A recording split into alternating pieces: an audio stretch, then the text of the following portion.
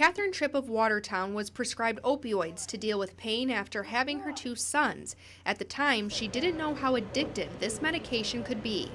When you were prescribed Darvocet, you wouldn't think that you would think it was like a Tylenol. You wouldn't think it was something that would have that long of an effect on you. That prescription for opioids eventually led Chip to use heroin. I think a lot of people's heroin addiction starts from prescription pills.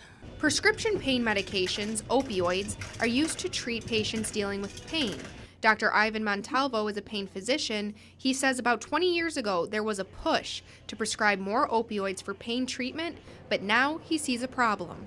So it seems to be that it went totally out of hand, and now we have this crisis.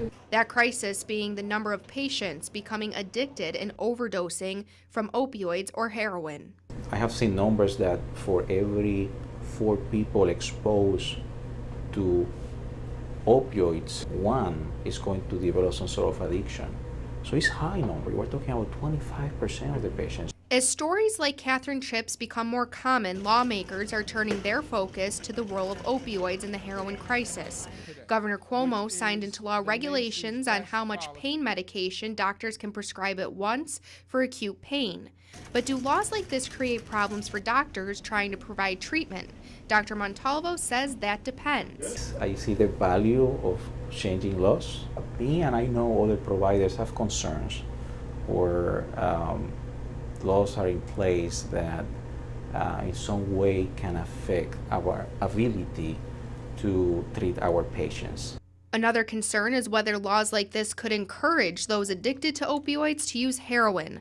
Recovering addict Douglas Brown says he sees both sides. Double-edged sword, totally. It would, and it's going to a point. You know, it's going to drive people away to a point, but at the same time, it could also save them lives. Medical professionals and those who have battled opioid addiction say regulating the way opioids are prescribed is a good place to start, but that a lot more can be done to fight this problem. I see the value in the law. I see a value in it. That's the perfect solution? No, I don't think so. I feel that there has to be more education. This new law regulating prescriptions for opioids does not affect patients dealing with chronic pain. Doctors say while this area of medicine is complex, there are options for treating chronic pain other than opioids. May Roberts, 7 News.